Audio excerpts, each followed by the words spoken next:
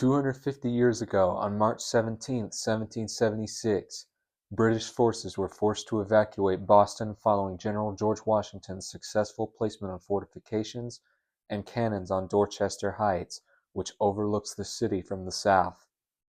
During the evening of March 4th, Major General John Thomas, under orders from Washington, secretly led a force of 800 soldiers and 1,200 workers to Dorchester Heights and began fortifying the area.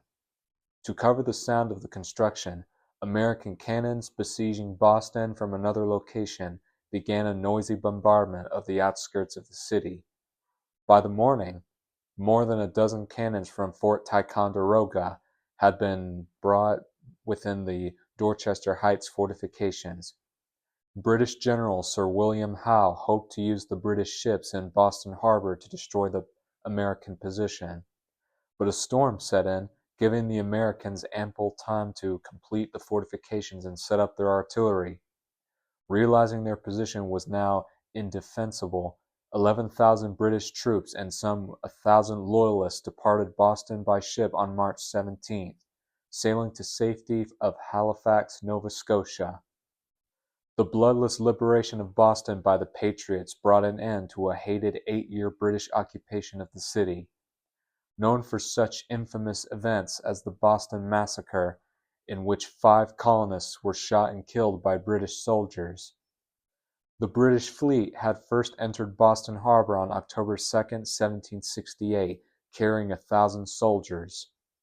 Having soldiers living among them in tents on Boston Common, a standing army in 18th century parlance, infuriated Bostonians. For the victory, General Washington, commander of the Continental Army, was presented with the first medal ever awarded by the Continental Congress. And on March 17, 1992, the Israeli embassy in Buenos Aires, Argentina was attacked by the Islamic Jihad organization when they carried out a terrorist suicide bombing. 29 civilians were murdered and 242 additional civilians were injured. And on the same day, a referendum on ending apartheid was held in South Africa. The referendum was restricted to white South African voters who were asked whether they approved of the reforms initiated by State President F.W. de Klerk 2 years prior.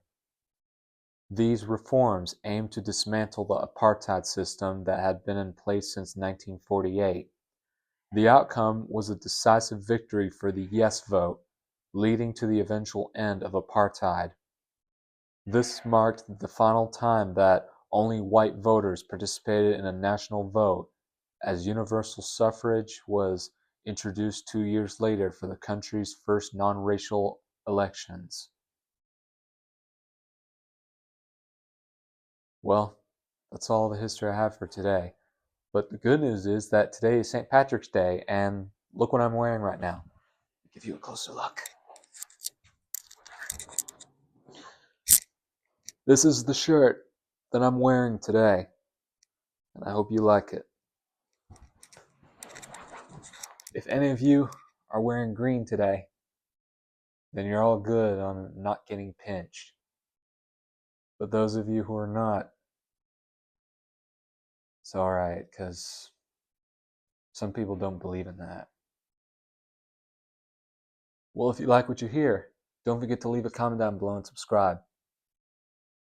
This is Stephen Luke, and I want to wish all of you a happy St. Patrick's Day. And those who are from Boston, Massachusetts, I want to wish you a happy evacuation day. Thank you.